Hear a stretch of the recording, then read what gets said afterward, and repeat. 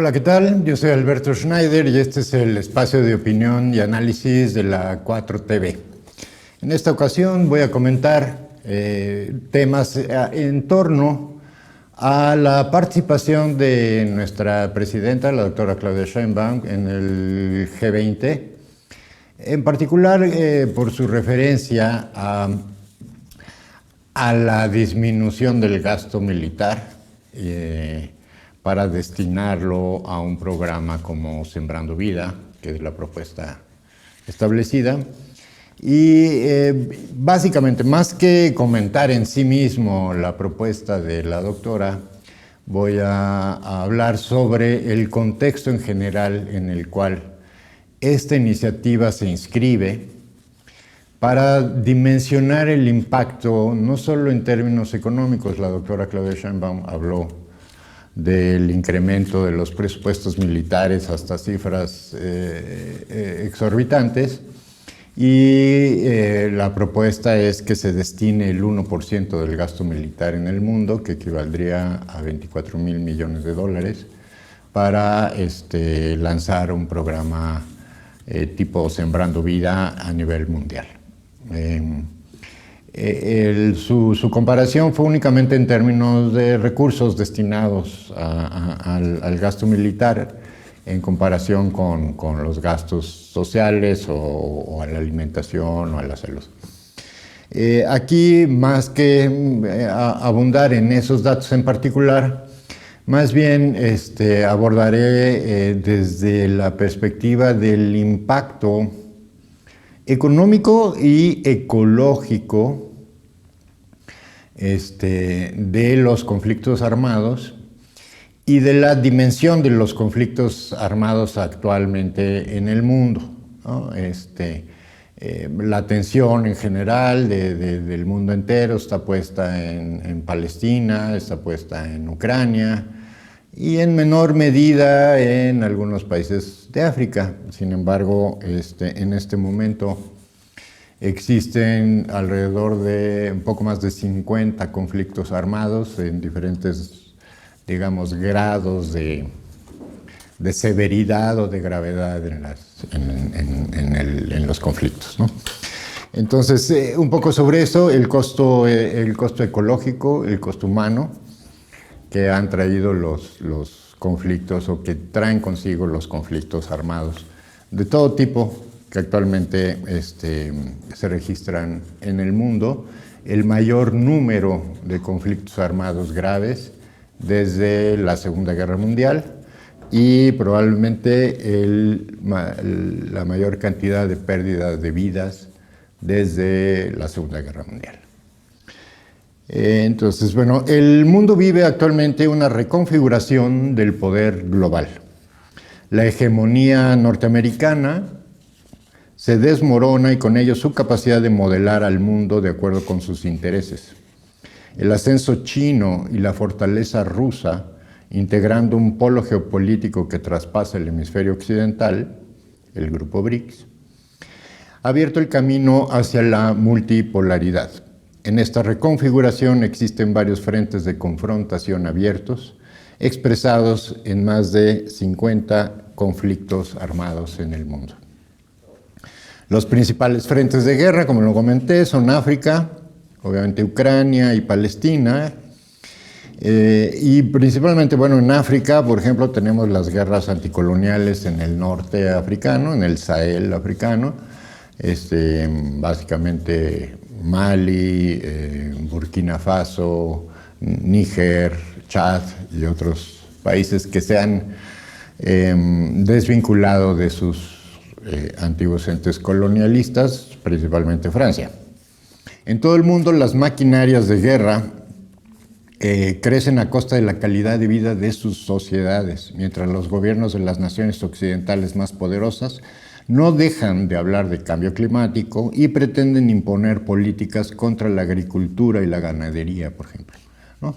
Hoy mismo vemos, tanto en Francia como en Inglaterra, protestas de miles y miles de agricultores, tanto franceses como ingleses, y que además repiten el mismo tipo de protestas que se dieron en Países Bajos y otros en Alemania también, en Francia, en contra de las políticas de acción climática que están pretendiendo disminuir la superficie agrícola y ganadera en Europa, pero en general en el mundo. Estados Unidos también está viviendo un proceso de ese tipo, con medidas verdaderamente extravagantes en contra de los agricultores y particularmente de los pequeños agricultores.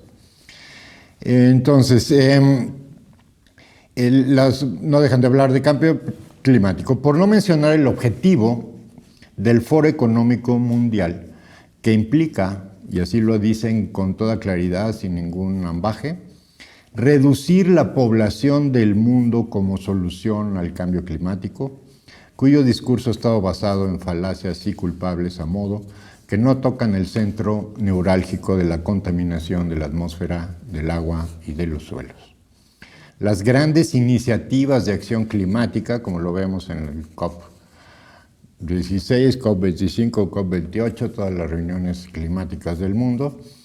Sin embargo, en ellas está involucrado los principales países responsables de las emisiones, están encaminadas no a reducir drásticamente sus propias emisiones, sino a destruir las modestas actividades que sostienen a miles de millones de personas. En las estimaciones actuales de emisiones por sector económico, a la agricultura y a la ganadería se le atribuyen entre el 10 y el 12% de las emisiones de efecto invernadero. Casi tanto como la manufactura, o sea, toda la industria manufacturera y la construcción en el mundo, lo cual suena un poco descabellado. Sin embargo, aproximadamente así es como en general se ha estimado este porcentaje de participación en las emisiones. Los procesos más contaminantes en el mundo son la generación eléctrica y el transporte, que se concentran desproporcionadamente, por supuesto, en el norte industrializado. Así, las principales políticas en los acuerdos mundiales en torno al cambio climático no se enfocan a reducir aquellos procesos de mayores emisiones, sino con medidas que podríamos llamar indirectas, es decir, destinar recursos financieros, ¿no? Programas de créditos para mejora de procesos industriales, para mejoras en procesos agrícolas o ganaderos,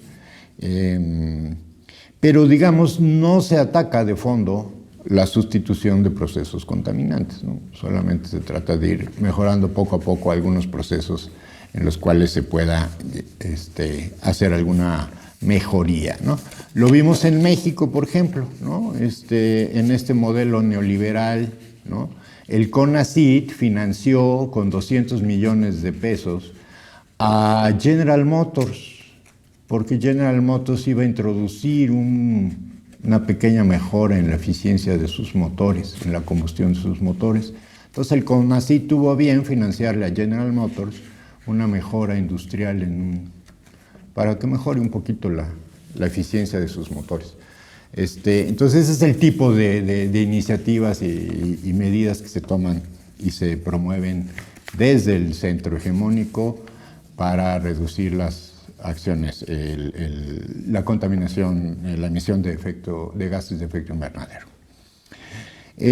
Hay sectores particularmente contaminantes que nunca se han tomado en cuenta ni en las estimaciones de impacto ambiental, ni mucho menos, por supuesto, en las políticas de disminución o mitigación de emisiones. Y una de ellas es particularmente grave y se enlaza justamente con lo que comentó nuestra presidenta, la doctora Claudia Sheinbaum, en Río de Janeiro.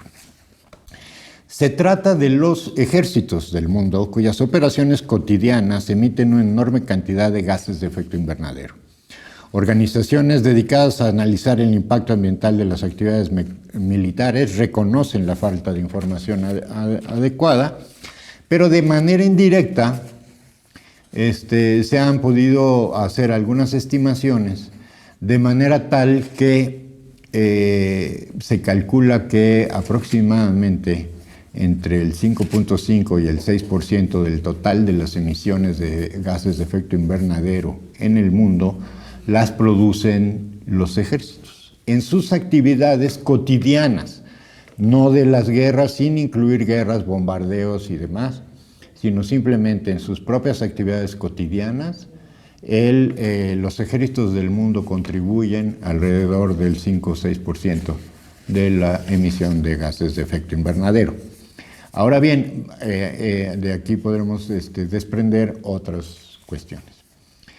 De esta manera, estas estimaciones se limitan a revisar las actividades normales de los ejércitos sin contar su participación en guerras y conflictos armados, ya sea directa o indirectamente, y lo que ello representa en términos de impacto ambiental. Hay muy pocos estudios sobre el impacto ecológico de las guerras, pero los análisis particulares, por ejemplo, en Gaza y en Ucrania, son impactantes. En Gaza, por ejemplo, hay un estudio en el que participan diversos investigadores ingleses principalmente, pero también de otros países, en los que analizan, hacen una estimación de los impactos ecológicos de los bombardeos israelíes sobre Gaza y en general sobre el uso de armas, artillería, tanques, aviones, etc. Más o menos se calcula que las emisiones en 120 días de guerra, este estudio analiza la información desde a partir del 7 de octubre del 2023, cuando inicia el levantamiento palestino, hasta por ahí de mayo de este año. 120 días estiman. Entonces, calculan, por ejemplo, las emisiones generadas por los aviones y la explosión de las bombas y los tanques, el movimiento de tanques y vehículos, así como su artillería, equivale a en 120 días, equivale a las emisiones anuales de 26 países y territorios individuales. Si se incluye el costo o la emisión generada por las construcciones realizadas tanto por Israel como por Palestina, Israel sus muros y todo esto que ha construido, y Palestina o Hamas los túneles y todas estas infraestructuras para el combate, se estima que la emisión de gases de efecto invernadero equivale a las emisiones totales en un año de más de 36 países y territorios individuales. Por su parte, la reconstrucción de Gaza, para dejarla un poco como estaba antes del 7 de octubre, implicaría la emisión de contaminantes equivalente a la de 135 países juntos en un año. Asimismo, las estimaciones realizadas en esto equivalen a 30,000 kilotoneladas de carbón, es decir, equivalente a la emisión de 16 plantas eléctricas a carbón.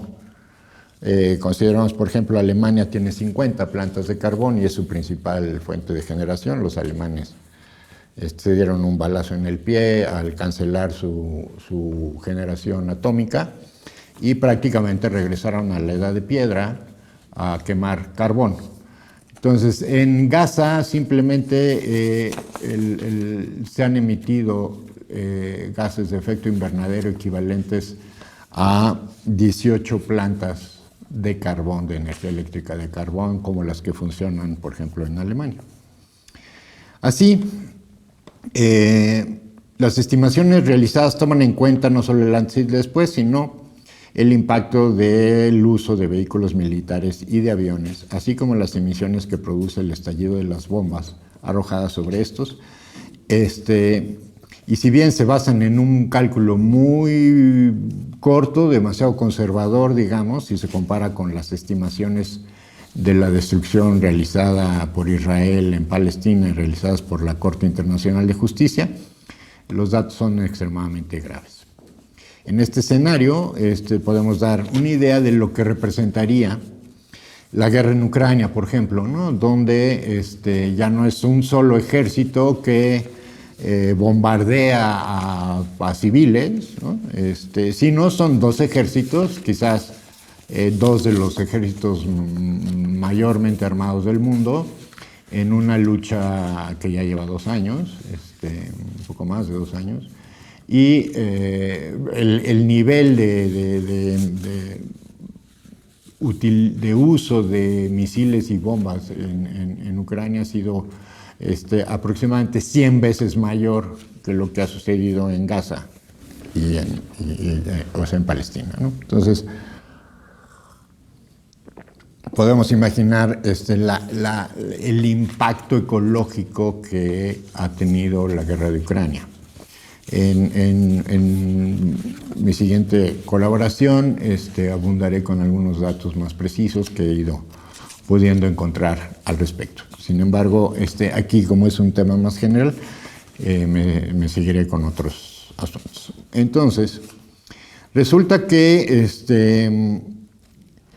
a partir de este tipo de estimaciones de cómo operan los ejércitos del mundo y cuáles son sus emisiones, este cálculo del 5 o 6% resulta un tanto o quizás demasiado bajo. Por ejemplo, consideremos que para este tema de Gaza, los analistas analizaron, digamos, la flota aérea de Israel, el número de tanques que tiene y de otro tipo de vehículos militares, ¿no? Para transporte de personal, los bulldozers con los que destruyen calles y demás. Todos los equipos, digamos, que se movilizan con gasolina o algún tipo de combustóleo petrolífero. Pero no toma en cuenta, por ejemplo, el despliegue de las fuerzas aéreas, sobre todo aéreas, de Estados Unidos y de Inglaterra.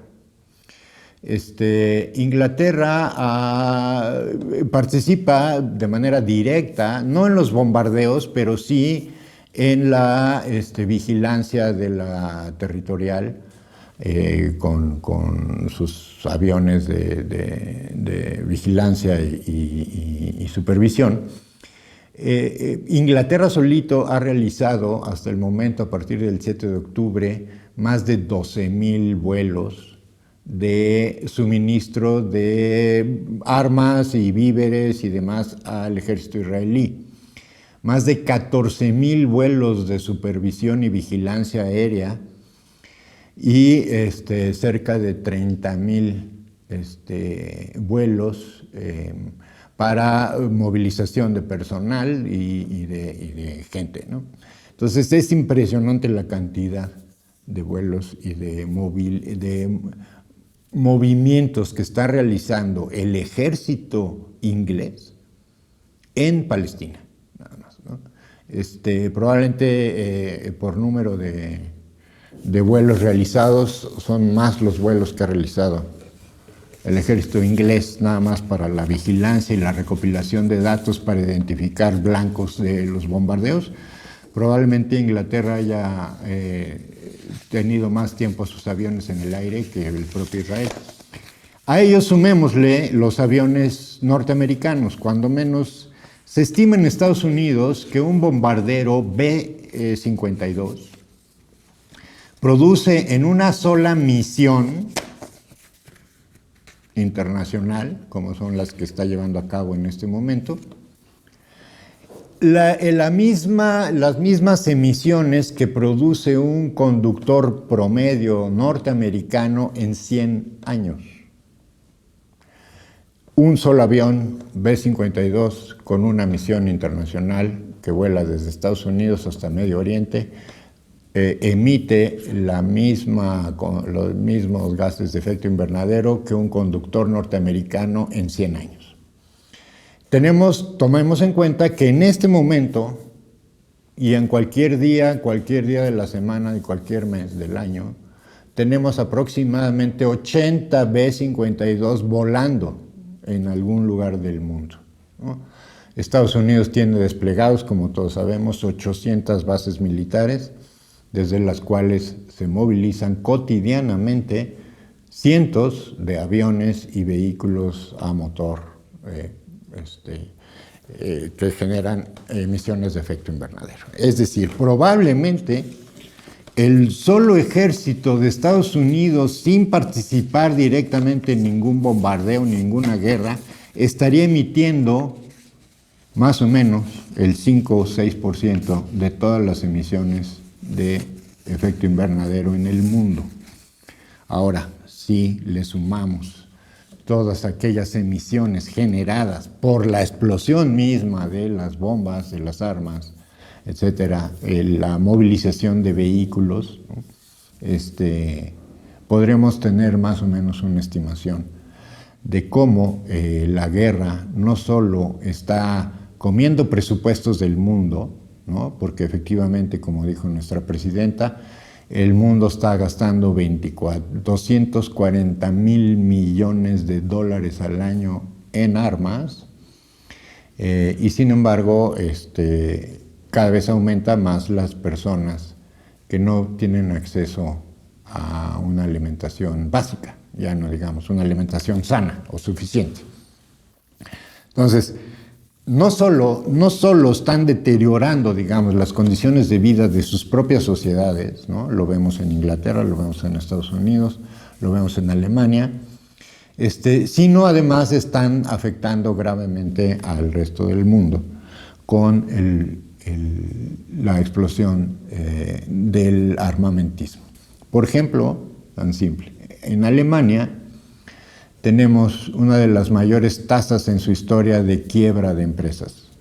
Están quebrando, este año nada más, han quebrado a más de 15,000 empresas en Alemania, pero sin embargo, la principal empresa fabricante de armas tiene las ganancias récord en la historia de esta empresa. Y tan solo para la guerra de Ucrania tiene comprometidos 40,000 millones de euros en pedidos de diferentes tipos de armas que producen en Alemania. Rheinmetall acaba de informar que tuvo este año ganancias récord por encima del 30% con respecto a las ganancias que tuvo el año anterior. Y así lo vemos, ¿no? La Unión Europea acaba de aprobar un acuerdo para que todos los países de la Comunidad Europea incrementen su presupuesto militar hasta al menos el 3% de su Producto Interno Bruto, lo cual es una verdadera barbaridad. Si ahorita nos escandalizamos con las cifras que dio nuestra presidenta, ya imaginamos lo que va a pasar el año que entra con los países incrementando su gasto militar todavía más, 3% más, como mínimo, ¿no? Tenemos países, por ejemplo, como Polonia, que lo aumentó este año, 2024, con respecto al 2023, en más de 5% su gasto militar. Y lo mismo están haciendo Suecia, Estonia, Lituania, y los países, digamos, que están enfrascados en esta batalla contra Rusia, ¿no? Entonces, de ahí la gran importancia de lo que expresó y planteó nuestra presidenta en la reunión del G20.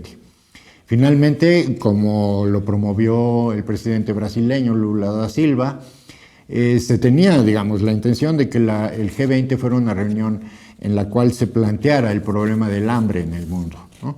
En esta misma línea se inscribe lo que expresó nuestra presidenta, pero ella añade, y creo que de manera muy inteligente y muy adecuada por el momento justo en el que estamos viviendo, el tema de la industria militar y la militarización y el gasto militar en el mundo.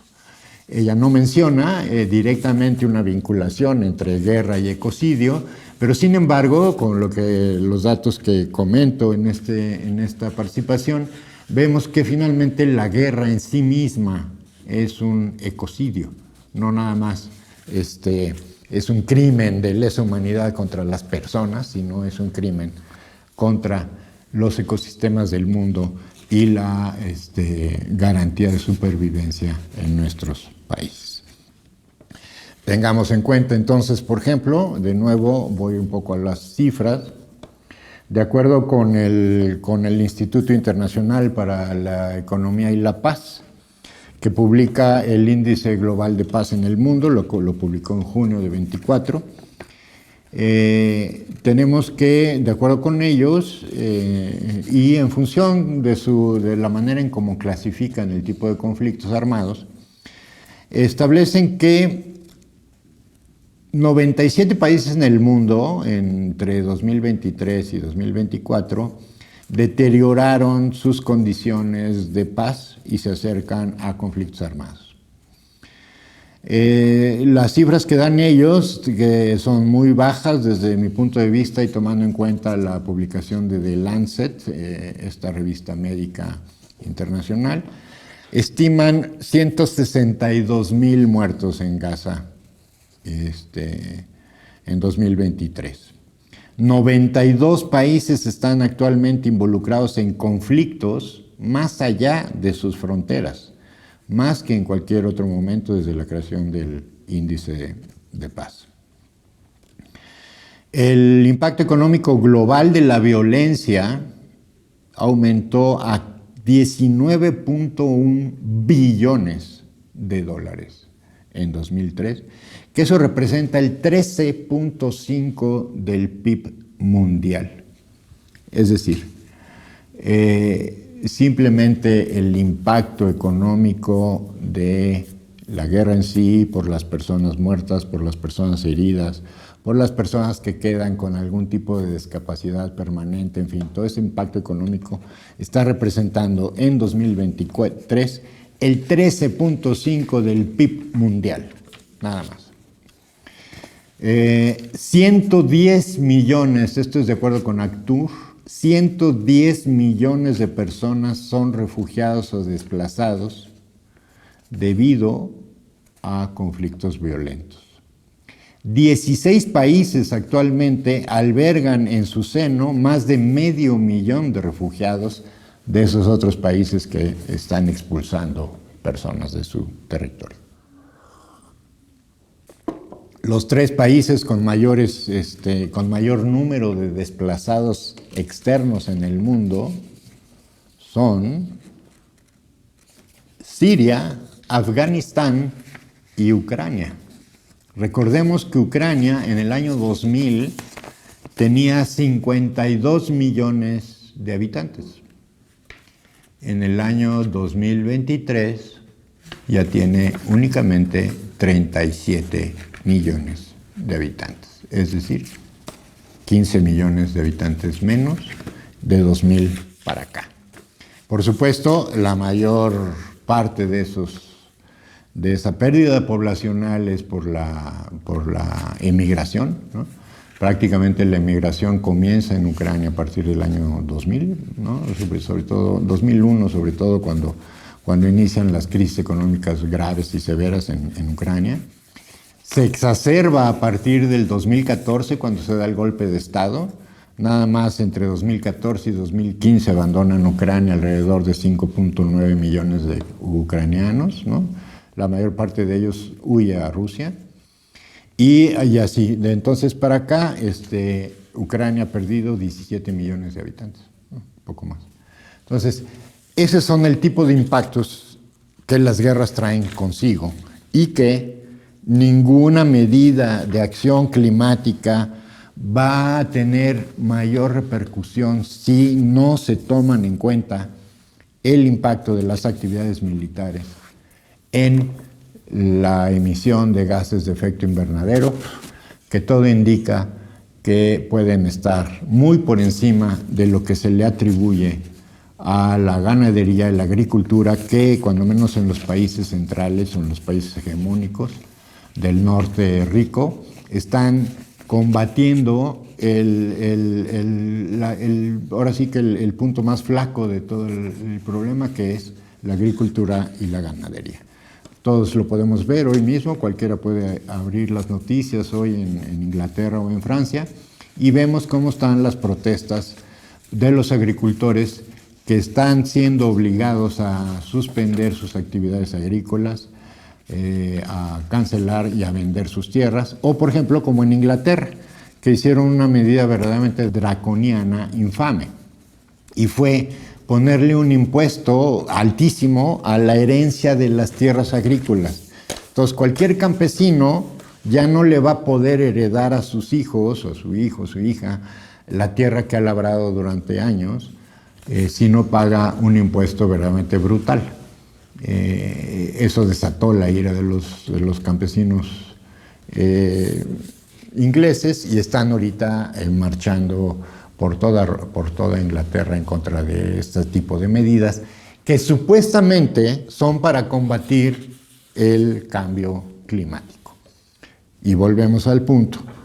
Las medidas que los países están implementando en relación con el cambio climático son una verdadera tomada de pelo si no se toman en cuenta el meollo de la generación de gases de efecto invernadero que está en el norte hegemónico, ¿no? Un ciudadano medio de Estados Unidos produce en un mes la misma, tiene, digamos, la huella de carbono de un ciudadano norteamericano en un mes equivale a la huella de carbono de un ciudadano africano en toda su vida. Entonces, podemos imaginar cómo es que este tipo de medidas para cancelar la producción agrícola o ganadera, para mitigar el calentamiento global, son en realidad una tomadura de pelo y realmente son parte de las medidas que la industria verde está promoviendo, porque la industria verde es también la que está produciendo hoy los alimentos sintéticos que pretenden imponer en el mundo, sobre todo en el mundo occidental. Ahí vemos a Bill Gates, que tiene sus mayores inversiones fuera de Microsoft en la industria alimentaria sintética. Y claro, Bill Gates es uno de los voceros más importantes del Foro Económico Mundial, que entre otras cosas postula que la población del mundo debe de reducirse a 1.500 millones de personas, porque según ellos es el tope ecológico que resiste nuestro planeta.